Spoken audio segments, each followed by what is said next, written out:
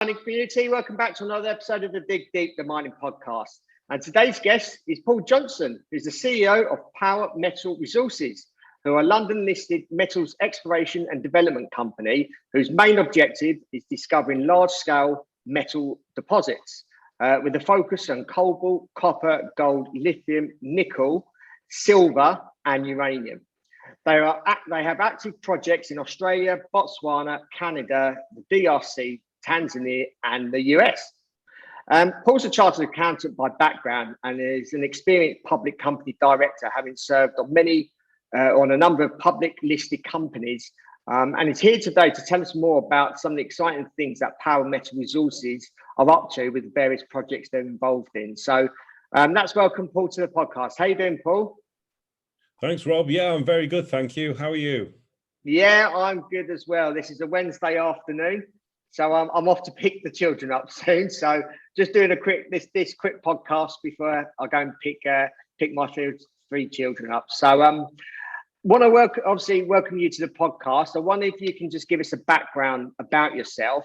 Obviously, I mentioned you're a chartered accountant by background, so I just wondered if you can run us through your career to sort of present day.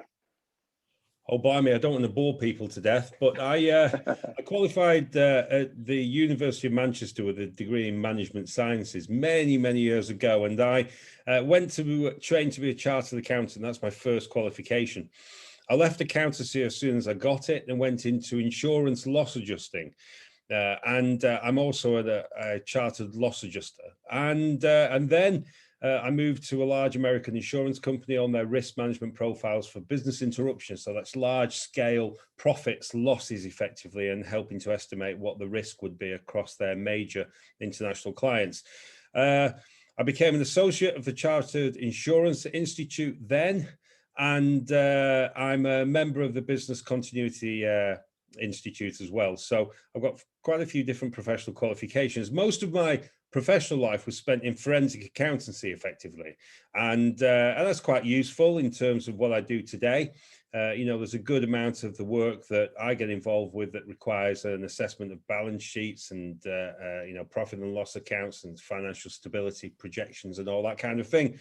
I came into this particular sector because I've been an active private investor for many years.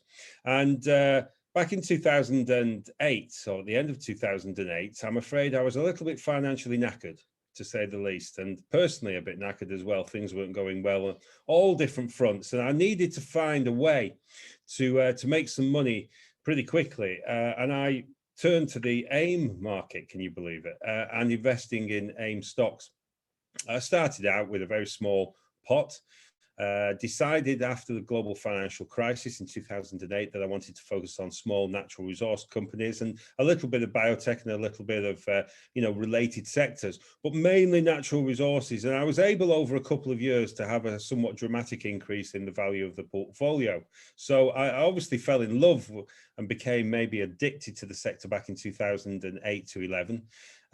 It's been a bit of a roller coaster ride over the years since, because this isn't a one-way ticket investing, and it's quite difficult to get to grips with the basic concepts that you need to make it successful for yourself. The most obvious one, I think, is that when markets are difficult and challenging as they are right now, you have to keep on and keep focused and not get taken out of positions just because the market has a few months when it's pulling back.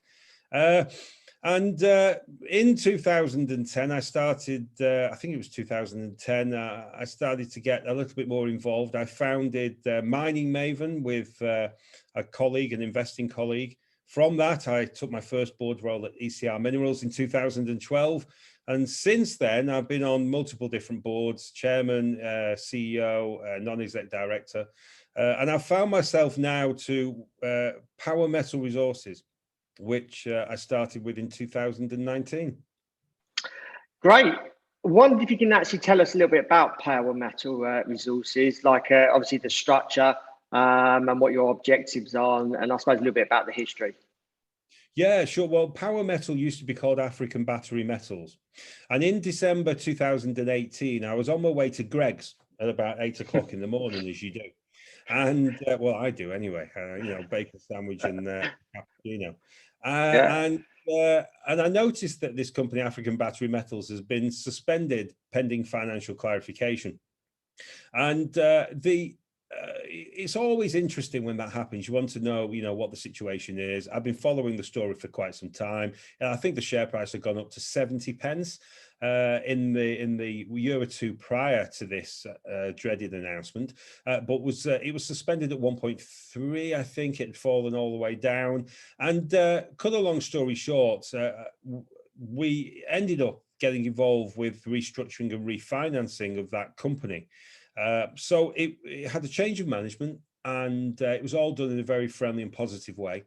And then we raised £1 million to get it back on its feet, and then started. Now, at the time, it had 3 projects in the Ivory Coast, Cameroon, and the DRC, where West and Central African focus. Since then, of course, we've built it over the last 2.5 years into a global business. I mean, the people should, I think, understand this is a global project now. It's not, as a business, it's got a dramatic reach. It now has interest in North America, interest in Africa, and interest in Australia. It's gone up from the original 3 projects, of which we only have 1 of those left, which is the DRC Kasinka copper cobalt project. But it's gone up to, depending on which day of the week and how you classify them, a dozen projects, say, with a wide spread across the 3 continents. We cover a wide range of commodities: precious metals, strategic metals, base metals, and we've announced today a first step into the uranium business as well. So we have got broad coverage. It's a diversified house. And we've set out with a slightly different model in that we don't want to be the usual exploration company which simply goes cap in hand to the market on a regular basis to raise cash, spends it, then comes back for more. We want to generate our own value. So alongside our exploration projects where we're looking for major metal discoveries, we're also engaged in a lot of corporate activity to spin out or dispose of certain of our interests to generate balance sheet value, so we increase our financial strength organically ourselves, using our own skills, capabilities, and determination, rather than just merely relying on funding from broker sources, which is the traditional model. Okay. In your opinion, how strong is Power Metal Resources given obviously the current market conditions? Yeah, well, it's been difficult since January 21. I think we peaked out at 3.5 pence, or circa 3.5 pence in January 21, and then we've had a decline over the months since, and we fell below 2 pence. And it's really important to have a number of degrees of strength, I think, if you're building this type of company. One is underlying financial strength, and we've talked a little about that so far. But, we run with a robust working capital position at all times. It's always been our ethos, because when a company has been through this company's experience over the years of having periods when it didn't have working capital, it's important that we maintain that at all times. So we're strong on that front. Operationally, you have to be strong, and that for us means a degree of diversification. So we cover many of the bases in the natural resource sector. We're not just focused on one very specific sector. We're not focused on one project, one jurisdiction. We have a good wide spread. Our deal structures and the way that we run our business means that we're not committed to excessive fixed costs going forward. We're flexible. Many of our deals are done on a very low cost basis. They often have been done recently with shares alongside a little bit of cash, which means that we're not burning our cash resources too aggressively. And we found that we can do quite dramatic exploration for quite modest amounts of money. Now, of course, we make major metal discoveries. Our demands on finance and operational capability will increase quite dramatically. So by building our working capital on the balance sheet, which I mentioned before, that will give us the financial power to stand our ground on when we have those major metal discoveries. We're building our team of very capable people. We have some exceptional people in the business now, and that team is growing. So that gives us an underlying strength as well. And what I'm trying to do, Rob, is not just do the usual thing.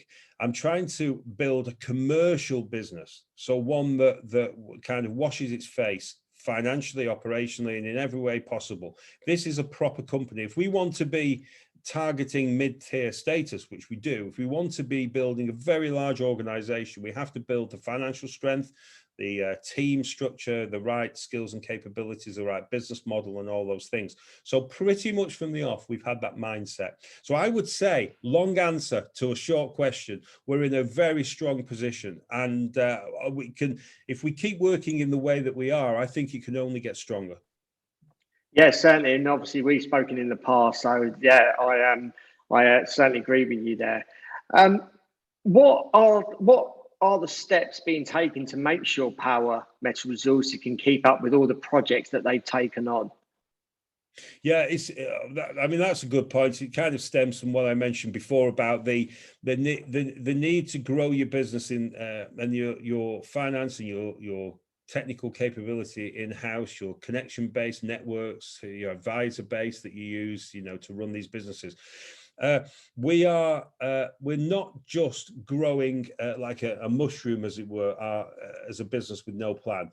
We are already now taking steps to make those disposals from our portfolio where there is a proper operational and strategic advantage in doing so. So very recently we announced that we were disposing of our Hemlo Schreiber project interest to First Class Metals.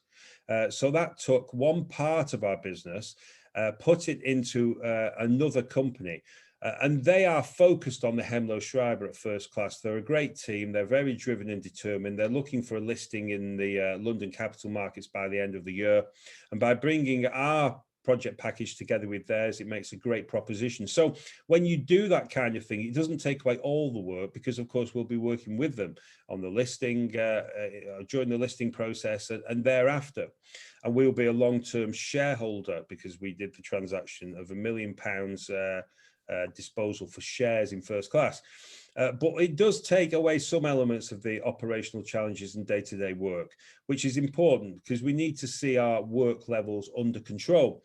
And there will be bigger transactions with IPOs happening. We've already talked about a number of them in the public domain. A couple of big ones where we've been working intensively, of course, Victoria Goldfields, the joint venture with Red Rock Resources, that's spinning out into its own stock market listed vehicle. Golden Metal Resources, our Nevada package, spinning out into its own vehicle. Silver Peak, our Canadian silver project interest, same kind of thing. And there's others as well. So that it's lots of work in the process when you're getting them through the disposal IPO route. But then once they go into their own vehicles, they are effectively self-sufficient, independent organizations, and that will take some of the pressure off us. Alongside that, we have our own in-house internal exploration programs that we're working on. We, fortunately, from the off, have developed strong relationships in various jurisdictions. So when we've taken an interest on, we've had a very keen eye on making sure there was the team in place to be able to take projects forward. Praise be, because with the COVID-19 restrictions around the world, we simply haven't been able to travel around. We've had to control and coordinate most things from London. But we're working with good teams, and they control and the work that we have to undertake, and they do lots of it for us in the field and in the different jurisdictions we operate. So there's lots of different elements to this. We are stretched, absolutely, definitely. But we've been stretched since day one, Rob. Since we refinanced and restructured this company in Feb 19, there hasn't been a week go by where we've been going, this is great. I just sit on the beach and take it easy. Michelle, my wife, is used to be doing this. I've been doing this for years. And she understands, that there's my work life is quite intense, and she's fantastic and supportive with that. It's important to have a good family behind you who help out. And that will continue for quite some time. But if we're going to build this size and scale of organization that I want to build, that's just part and parcel of the job really. And so it doesn't worry me in that sense. The most important thing, and I've learned this from times past, is you have the best people around you, working with you and making this business work. It's not one person. It never has been, never will be. I've got a great team, and that gives me great reassurance on a day-to-day basis. Yes, certainly. You're linked with Convogo Resources through your JV Dittal project. Are you confident that Convogo Resources are as dedicated as Power Metal Resources in putting shareholders first? Oh, that's a that's a belter. There's only one way I can answer that, of course, isn't there? Really, if you think about it, as a joint venture partner. But let me tell you, without question, yes, they are. The way that business has developed on the market, it's been through some challenging times, as many resource companies go through before they strike it rich, as it were. Convogo have assembled a great portfolio of projects in Botswana, and they have, as you can see, an increasingly strong public message, great team, really focused on shareholder value, which is a concept bandied around by many. And I have to tell you, the many that band it around, I'm sure they don't believe it. Because, if you pay yourself 250 grand a year as a CEO in a junior exploration company, you're not aligned with your shareholders. If you don't have equity participation, if you're on the board of these companies in your own stock, you don't share the pain when the share price goes down, or the elation when the share price goes up. So from our perspective, again, another thing I've learned, because I've only been in the public markets, being as a director of a public company for nine years, getting on for 10 years. So I've been learning as I go along, really. And I have learned that you've got to be working with the best partners. If you're not working with the best partners, it makes life difficult. Things don't get done as quickly and efficiently as they ought to. The relationship can be worrisome and problematic from time to time. And you just don't need that. You need to be working with, in a positive professional relationship with people that you trust and understand, who have the same drive as you. So I can answer that question, yes. They do have the right mentality. They have great projects. Our joint venture projects, which is Dittal Rare Earths, the project that I've loved for years, and I think is going to potentially, I have to drop the P word in, potentially deliver a great surprise to the market. Together with the Kalahari Copper Belt projects, which I've been very closely kind of associated with for a number of years. I made with Metal Tiger the T3 copper discovery back in 2016, when I was CEO of Metal Tiger, alongside partners MOD Resources, major copper silver discovery. And I want to do it again in the KCB, and doing it with Convogo, with that partnership, I'm very excited about. Yeah. Obviously, you mentioned partnership and building relationships. What would you say is important within a partnership? From your obviously perspective and working with lots of different companies and partners, what is the key to having a successful partnership from your perspective? Oh, it's the same as in any relationship in life. You want people to do what they say they're going to do. You want people that you don't have to watch your back in that sense, because that that they're watching it for you and you're working as a team. I mean, these partnerships in the natural resource space are not, maybe in oil and gas, you get lots of partners getting involved with an expensive oil drill program. I don't really know much about oil and gas, but you see lots of that. A bit like in insurance, you get lots of insurance companies taking a piece of an insurance program. So they're not all taking the risk, or they're not taking the risk individually. When you do a joint venture, there's usually a reason why that partnership comes around, and it's often in finance. One partner has more finance than another at a point in time. It can be for access to technical skills, so that someone's an expert in a country, you've got an interest in developing a business in that country, but you don't have the know-how and capability, so you draw on their skills. And there's lots of these different factors that come together, but usually it's beneficial when you get together for both sides. And what I like to see is that beneficial working together cooperative attitude continues as you move forward. And where it fractures, I think, is that if you're not careful, when you have major discoveries that have real dramatic value, you want to be working in a positive way with your partners at that point and through that point. Because if we strike in the KCB, for example, and we make a big copper silver discovery, and we're very optimistic about that, or a major rare earths discovery in ditto, then we're going to have to work closely with Convogo Resources. We will have something of tremendous value. There'll be lots of people interested. And what's absolutely vital is that we get along in a positive professional sense, and we can extract the most in optimal terms from any external third-party engagement that comes in.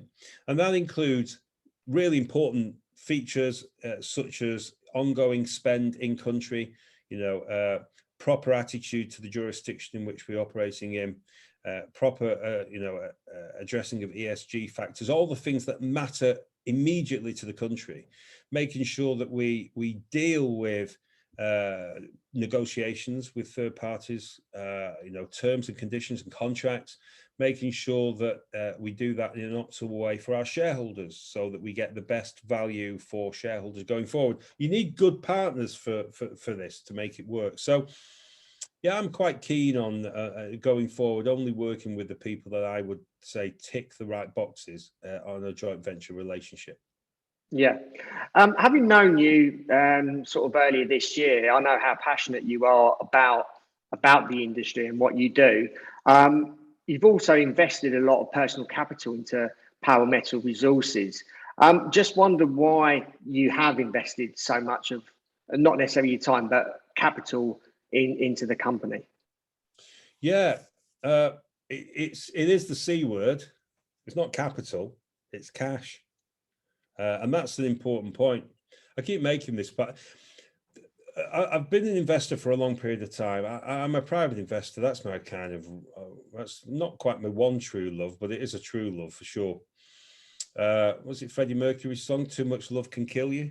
But I certainly do love the investing side of things. I've watched very closely over the years the factors that make a business a success.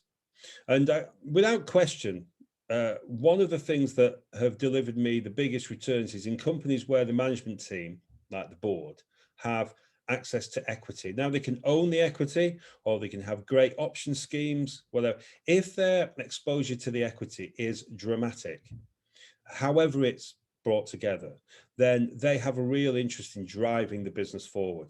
So if they don't, if they get a nice big chunky salary, then their primary focus, because they're human beings, and they have a self-protective instinct. If their main focus is salary, then all they can think about as a baseline is having enough money to pay that salary. So your focus then becomes, can I raise money? Now, I don't focus on that. I focus on my share price and make it and building this company to a really big concern. I've got in total 140 financial instruments, 140 million, something like that, getting on for 10%, but not quite 10% of the business. So that's shares I own, 74.5 million. Options, which have always been issued at a considerable premium with some decent target hurdles to be achieved before they can be exercised, and warrants where I've participated in previous placings. I've participated in all the company's financings. So those three together give me a big financial interest. Now, my salary is modest compared to the market. I get, I am happy with my salary. It pays my bills. I'm grateful for it. But depending on which day of the week and the valuation of the company, my shareholding and the margin on my options and my warrants is circa 20 odd times my salary. So I don't get out of bed for the monthly paycheck as much as I appreciated it. I get out of bed to drive this to a big company. So that's the reason why I've invested. So I've invested circa over £500,000 of cash. And that's real cash. That's not fees that have been offset. There's over £500,000 of money that's gone into the business. Bank transfer. So I put 100,000 in recently to convert warrants from the February 19 placing. And we sent 4 lots of £25,000 cash into the business, right? That's not fee offset, some special bonus offset or anything like that. That's cash into the business. And I think it sends a signal to people that I'm committed. Now, that's great, sending that signal, but I'm an investor primarily, and I have to invest my money where I think the best opportunity lies. And I believe the best opportunity in the market, bar none, right now is Power Metal Resources. And what makes it interesting is that I run Power Metal Resources. So I actually have direct influence on what we do, more than direct influence. You know, I drive the business forward. It's a major, this is all I do in my life. A lot of the work I did before, and the consultancy work and that kind of thing, has stopped. Just focused on Power Metal Resources. I don't want to go on other company boards unless they are directly connected with Power Metal Resources, in which case I'm on various private company boards and so on. Just want to focus on power and its interests, because that's where a significant proportion of my portfolio sits. So again, another long answer. They're not easy to answer these in a quick snapshot way, but it's important, I think, to show willing as a director. It's my best investment. I think it's the one that's got the best upside potential. And because I'm involved in it, I've got some say in where the business goes. So that makes it much easier for me to put that money in with comfort. I do sleep at night, apart from when Tom, 7, comes in the room, gets into bed and wakes me up 3 or 4 times, which happened a couple of nights ago. But apart from that, I sleep at night. I don't worry about what we do because we're well diversified. We're in a strong, continuing financial position, and we got some great plans for the future. Yeah, obviously you mentioned you're quite diversified in terms of commodities and obviously jurisdictions. Is this a de-risk strategy, or are you spreading yourselves too thin for a junior resources company in the minds of some investors? Oh yeah, we're spreading ourselves too thin for some investors, and also the fact is there's a lot to take in. We're going for real scale, and that you can't do that with a single, with 2 projects, an A and a B.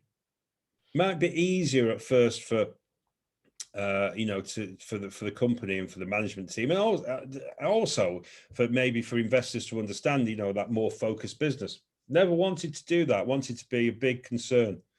Wanted to build it in a structured and organized way. De-risking is important. I never liked the concept of a single project business. There is just too much risk in it. If anything goes wrong, and literally anything can go wrong, you just never know with projects. All of a sudden, a jurisdiction could switch off and say, no, we're not allowing any more exploration to happen in this commodity, in this area. And suddenly you're out of action through no fault of your own. So I think diversification is a good thing. I think our market is cyclical. It's very aggressively cyclical. So a commodity may be popular today, but not popular next year. So you can go and spend vast amounts of money on building something up, and then your business is dead because for 3 or 4 years, the commodity goes dead. You need to be able to flex and to move around if necessary, because at the end of the day, unless our businesses can either attract finance or make their own internal finance, which is what we're trying to do, they can't survive. So I think it's a good thing from a de-risking perspective. I think we are operating in the main jurisdictions for major metal deposits: North America, Africa, and Australia. In jurisdictions that are on the whole safe and secure, where you don't have to worry about licenses not suddenly being there anymore because some government decision that changes who owns what. We deal in good places with, in many cases, online databases and of who owns the different licenses, and very clear structure in terms of what you have to do to retain them. And most importantly, on major metal discoveries, you want to be in the right places, because that's when things get tricky, when you find something and everyone thinks, ooh, I'd like a piece of that. You want to be in the right places. And so by spreading us around the world, we've done that. We've gone for the best jurisdictions. Yes, we've gone for the best areas within those jurisdictions on the whole. We've not gone down the traditional route. Oh, praise be for the junior natural resource space. It's so innovative. If someone finds a deposit and the share price rockets up, everyone goes and pegs around it. And suddenly, if AB company finds the CD project, all of a sudden 25 junior explorers have licenses within a few kilometers of the CD project, and they raise loads of money, they ramp the share price up, and off they go. No, we're being a bit cleverer than that. I think we're taking strategic positions where we think the potential is dramatic, but not necessarily just going and hugging somebody else that's found a major discovery. So in the Patterson, we're up the road from Winu and Javieron, up further north in the Patterson, and we're looking for Javieron style targets. Yes, magnetic bullseye targets, a similar geology to the Greatland Gold Javieron discovery, but we're not next door. We're further up in the north with the same type of geological structure. In Victoria, in Australia, when we put that joint venture together with Red Rock, Victoria Goldfields, we didn't go up near Fosterville where everyone was interested, the big Fosterville mine. We went down to Ballarat where there was a lot more ground available, but people hadn't switched on to Ballarat at that time. And we were pegging ground in and around Ballarat, and we were able to build a strategic package before that many people noticed. And we've done the same kind of thing across our portfolio. We've been building it very carefully. So that diversification has lots of elements to it again. And fundamentally, I think it will be the key for our business going forward. Yeah, and I think diversification certainly is key. And what would you say to sort of reassure your shareholders who have lost confidence due to the recent market conditions? Yeah, I think experience over the years and the experience I've had, I've seen a lot of roller coaster rides in my portfolio. I remember once back in May 2010 when I lost in the space of 3 weeks about 40% of my portfolio value. And I was on that cusp of thinking, I need to sell everything and protect my capital. And for some reason I didn't. I think I might have, at a crucial point, I might have gone away for a few days to the Canaries, actually, I think. And then my mind was taken off it and I relaxed a little bit. And I thought, no, I'm going to leave this and let this run. And then by the end of 2010, I was up many, many times from the low at the end of May 2010. It was because I held through and carried on. So I think carrying on is important. I think you've got to be careful when you. I don't know why I feel like I ought to address the response to people with smaller portfolios, because the same principles apply if you've got a big portfolio. But I think you have to be careful. You won't make much money if you buy popular.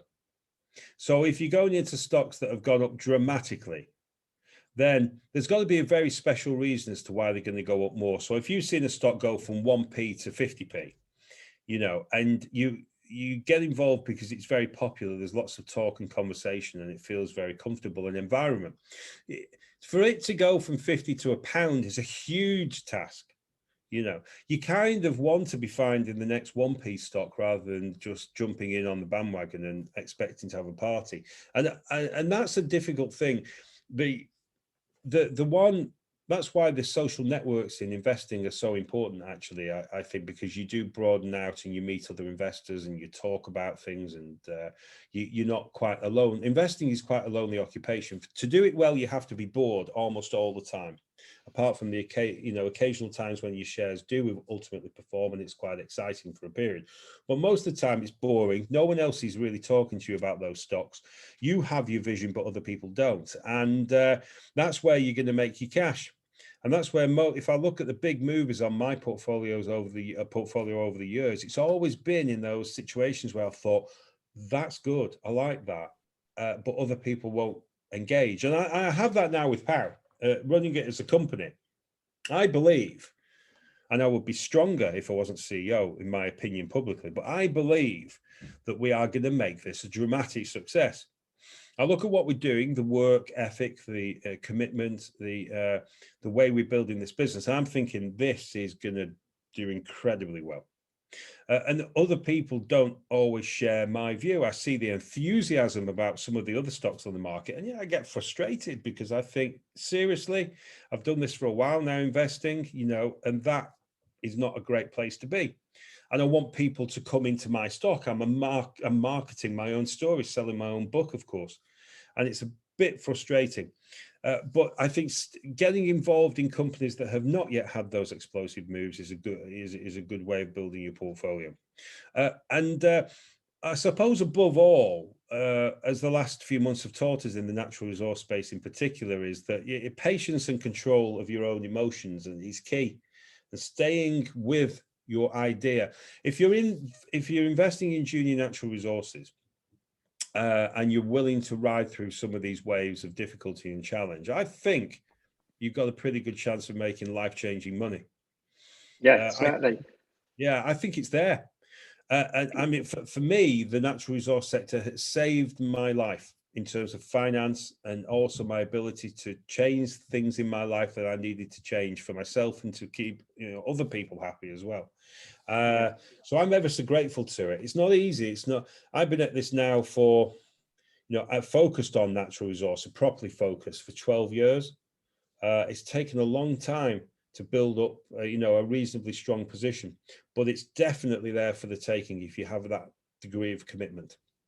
Yeah, I mean, I'm just going on from that. I'm actually obviously a more recent investor in the industry, and I think doing obviously a lot of research, a lot of due diligence, but also looking at the fundamentals of the company, or companies that you're looking to invest in, and like you said, if you look at the fundamentals and look at them clearly and believe in what they're looking to achieve and sticking with them, that's where you're going to make the bigger gains, and not following the herd. Like you said, when sort of share prices sort of skyrocket and go up, people then sort of jump on.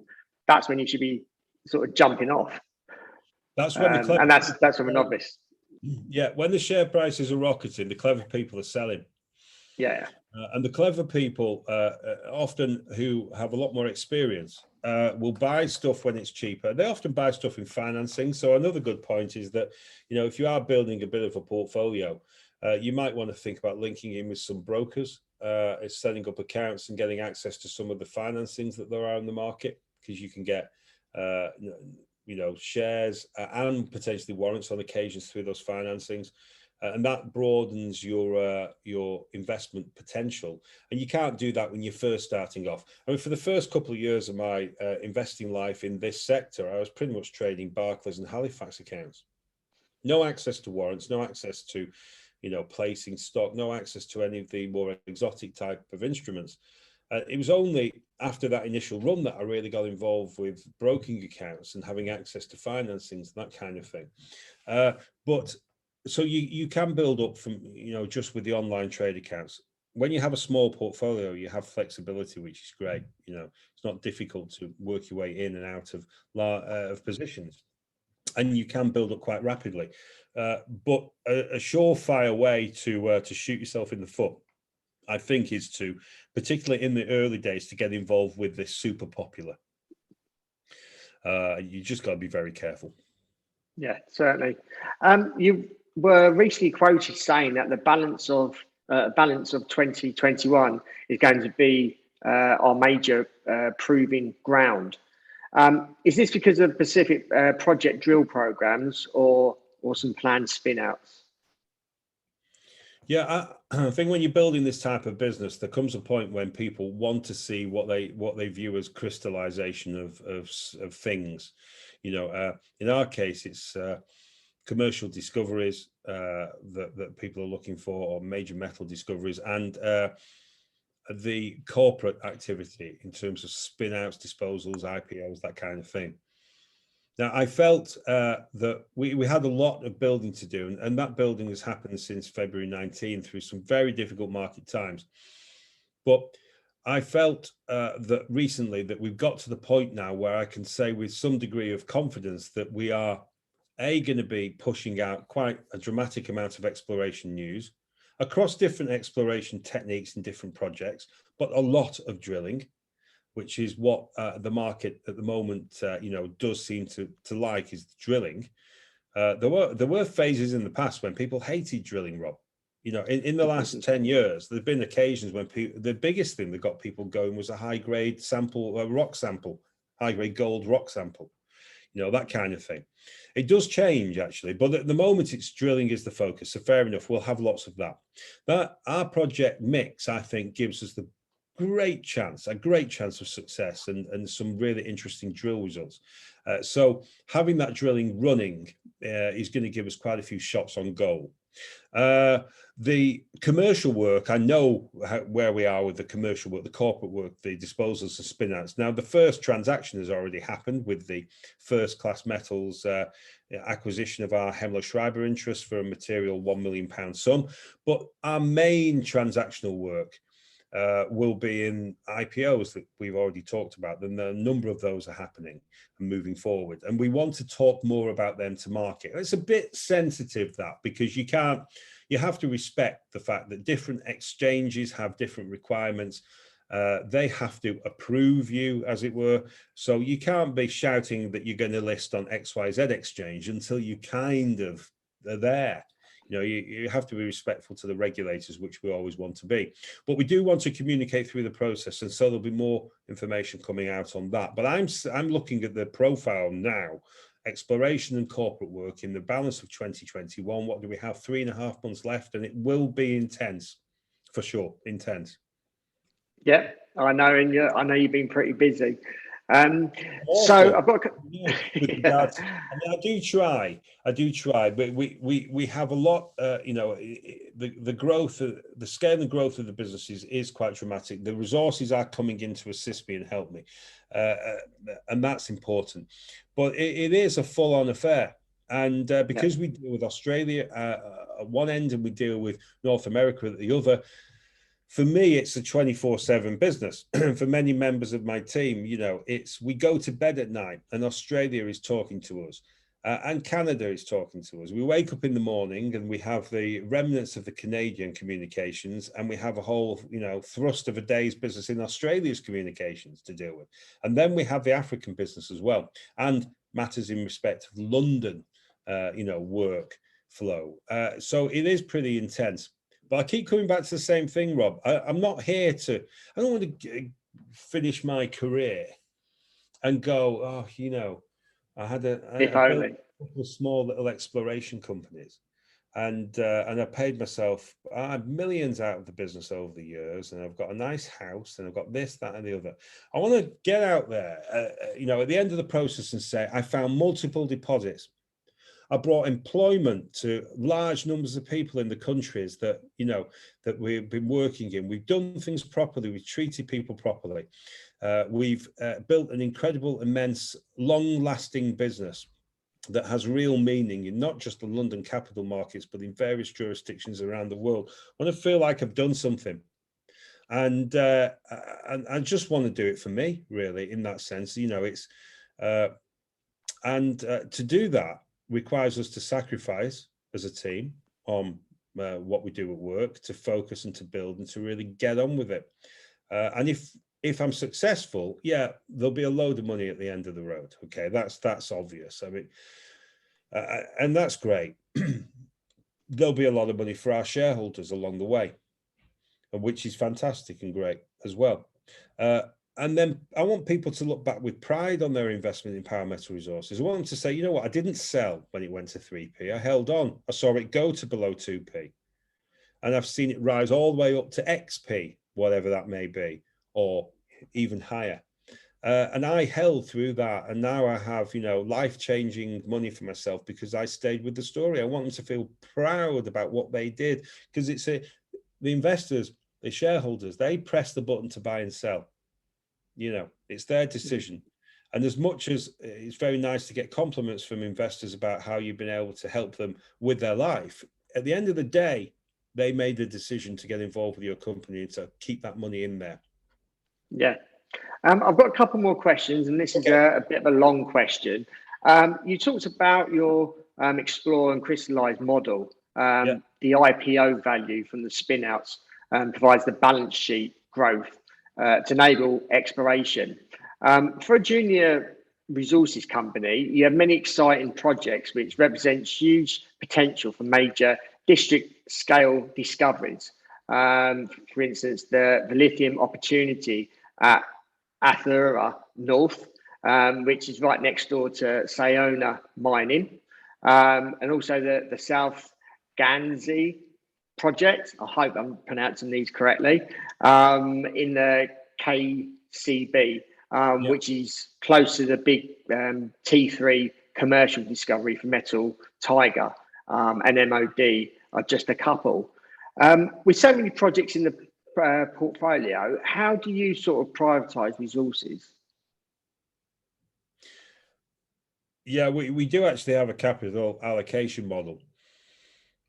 So we only put the money into the things that we think have real kind of impact. We have to, as a stock market listed company, you do have to follow the areas that will attract the investor interest. There's a lot. This is a far more interesting question. You could ask this one question. I could go on for an hour. You're trying to build a virtuous business in our space, and to do that, though, there will be those projects that have dramatic value in the event that you take them forward. But along the way, the investor base just might not be interested or engaged with it. So you can have a great idea, but to get it from A to Z is going to result in vast dilution because the investors don't come with you, and therefore the price doesn't rise. You can't, in a traditional company, not ours, but you can't raise money easily. So you just dilute people to death, and you might have a working mine at the end of it, but it's if someone held 10% of your stock at the start, they probably end up with 0.01% at the end. Now, that's just not going to do. So you have to balance your business with a range of different interests that have differing, features and positives that will draw in investors and shareholders along the way as you build the story. Now, that's related to diversification as well. So at the start, we said, you have a different mix of projects because sometimes the market just isn't with you on something. Even if you want to keep it going and keep with it, you still, you might have to shift some of your business into other areas where there is a lot more interest and engagement. And that's that's the nature of our world. But internally, our capital allocation model, we look in our business and say, okay, we have a limited pool of capital. Now, I could go out and raise a vast amount of money and spend on everything, and wouldn't it be fantastic? Well, it's not targeted, and it probably wouldn't deliver the result we want. But we say we've got a limited pool of capital. Where do we want to expend and focus that capital? We try and make sure that we focus on those projects that have the, compared to the spend, the nearest potential for major upside value for the shareholders. So if we think something is on the cusp of a discovery, something has the potential to yield a discovery, the cost of getting to that point is not too dramatic compared to our working capital resources, we will go for it. Now, if you look at the Tati project in Botswana, with a relatively recent addition to the portfolio, we exercised the option in July. We conducted phase 1 exploration immediately. We followed it up with phase 2 exploration. We've done effectively, a range of prospecting and mapping work. We did soil and rock sampling. We've moved into geophysics, and we're about to start drilling by the end of September. So within the space of 2.5 months, we've taken the project from option exercise through to full drill programs, effectively, or we will have done when that program starts. Now, the amount of money involved in doing that is not dramatic. It's a sensible cost program. We've already paid £50,000 up front towards the drill cost, because that was the option fee, was a £50,000 cash payment offsettable against drilling undertaken at the project. So we're fine. You know, we've got a significant amount of the costs already paid. And that's a great example of capital allocation, because we've got a controlled amount of cost, an explosive, well, potentially explosive program. We found 25 grams a ton gold from a rock sample, so it was pretty explosive when we got the results in. And we could have a major outcome from it. So there's a bit of a juggling process with regard to finances. It's not Power Metal Resources Bank. We're not here to hold vast amounts of cash. It's not a great environment if you want vast salaries. So, you know, we don't pay crazy salaries. We pay good, reasonable salaries, but nothing else. So our money is we have a robust working capital position. Our money is carefully allocated to the projects that can deliver the most value earliest. And part of that is, you know, the projects that the market will engage with and has some enthusiasm for. Yeah. And lastly, as a conclusion, just wondered if you can give us an overview of the next 12 to 18 months. Absolutely no chance. I have no idea. I have no idea at all. And that's the truth. I'm quite grateful for that, to be honest, because I've never liked to work in environments where you can easily see the future. Our business will obviously focus around the exploration successes in the portfolio. Now, that may be with additional exploration work. It may be dealing with third parties that want to get involved in a project. If you have a major discovery, there'll be a queue of those at the moment. You know, you could almost take your pick: nickel, copper, cobalt, lithium, uranium, whatever, you know, anything where you find something material, there's going to be a lot of interest. The world has shifted. You can see that in the large firms. They're eager for pipeline. They need more supply. They need that supply in safe, sensible jurisdictions where they can get on with the job of building mines and taking projects forward. We're not mine builders. We're exploration company.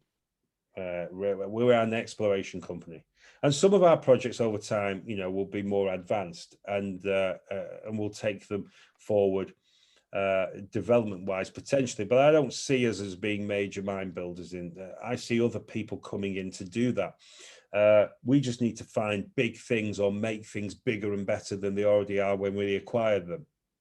But I think there is going to be, over the next 12 to 18 months, a focus on the exploration successes. There will be a focus around the spin-out vehicles, particularly, that we do, that I think some of them will be, well, I kind of think all of them will be really big successes, but I think there's a very good shot that a number of our spin-out opportunities will be quite successful, to say the least. And that will build our balance sheet quite dramatically. We are probably, vehicle-wise, one of the premium targets for a holder of multiple high-impact projects. So we have some quite significant stakes in major district-scale projects, and that will make us interesting as we move forward. And at this level that we're at, you know, tuppence a share, whatever the figure is, and 20-something million market cap, we're tiny. And increasingly we'll get on the radars of bigger companies who will look at our portfolio. And I'm sure we'll draw a lot of interest going forward, and how that plays out over the next 12 to 18 months, we'll have to see.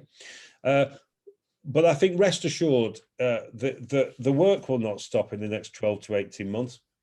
It will be pretty intense, and there should be some interesting stuff happen along the way. Sure.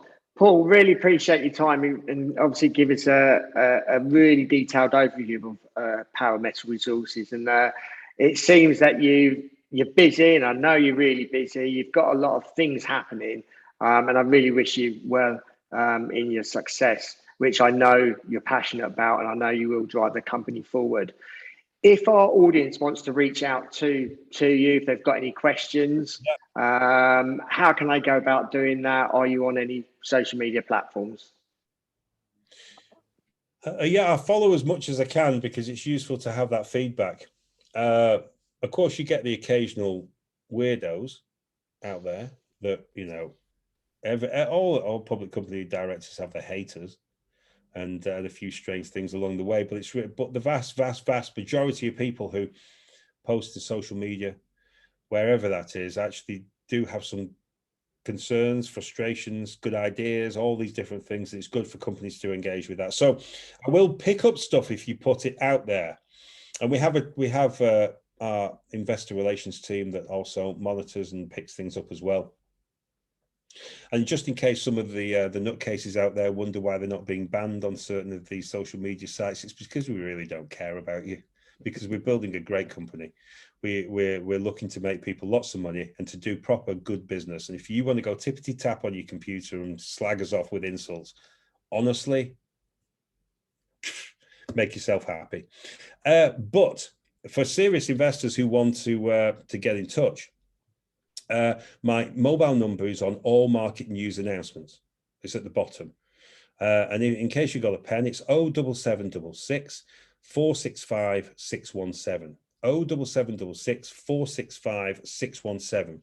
Send me a text or message. That's usually the best way, and I'll give you a call back. And then we can have a chat. Don't worry if you're new to this game, because we're all new to this game at some point. And I love speaking to people who are relatively new entrants to the marketplace, because they give you some of the best insights as to what the wider investing population are wanting to see from a company. If you want to send me an email, paul.johnson@powermetalresources.com. paul.johnson@powermetalresources.com. That's my direct personal email account. If you want to go into the info@powermetalresources.com email, then go for that as well. That's probably the good one, the info @ because I do get huge amounts of emails into the other one. Info @ goes to 4 of us in the business, so it will be picked up quite quickly. Get in touch with me. If you've got an investment in the business, you own the shares, then I work for you. If you're thinking about making an investment in the business and there are anything that you're unsure about, let me know, because it's important for me to know, and I might be able to answer your question. I'll certainly find out from you that what might be blocking you from making an investment, and I can change that within the business to bring you on board. So yeah, it's open door policy, and at the end of the day, it's your money. You know, when I started out in 2009, I remember putting £1,000 into my first company in early 2009, and I was crapping myself, Rob, because it was a vast amount of my portfolio. And I put it in, and it went up 5 times in about 7 trading days, I think, something like that, 5 or 6 times. And I ended up with, it's about £6,000 from the 1,000 investment. But it was a cripplingly big amount of money. Now, a few years before that, when I used to trade, I used to put £100 in because I was on a modest salary. I didn't have lots of money. So my trades were £100 a shot. And it matters more to the people who haven't got a big portfolio when they put £100 or £1,000 in to something than it matters to high net worths when they invest 50 grand, 100 grand. So if you got a question or a query, you let me know, and I'll try my best to answer it. Yeah, certainly. We'll put the details accompanying this show note, all your details that you've just mentioned in the show notes accompanying this podcast anyway. So hopefully people will reach out to you, and I do encourage you to reach out to Paul if you have any questions. Paul, really appreciate your time. Thank you for giving us an insight to Power Metal Resources. Those that are listening, I hope you got great value. It's certainly an interesting story, and one certainly I'm going to be following at the moment. And I wish you, and I hope you do as yourself. Appreciate you sharing and liking these episodes if you're watching it on the YouTube channel. Those that listen on the podcast, appreciate your support. Appreciate you reaching out to friends, family, people in the industry, recommending the podcast to them. We're trying to grow the reach even further at the moment. So your help really matters, and help you pushing this podcast out to all the corners of the world. We are in 170 countries, but some of those countries, there is a sort of handful, maybe 15, 20 people listening. But obviously, we want to push this podcast out to other people, and it's your help by you helping me do that by recommending the podcast to people in the industry. So really appreciate your support. Thanks again, Paul. Really appreciate your time. And until next time, happy mining.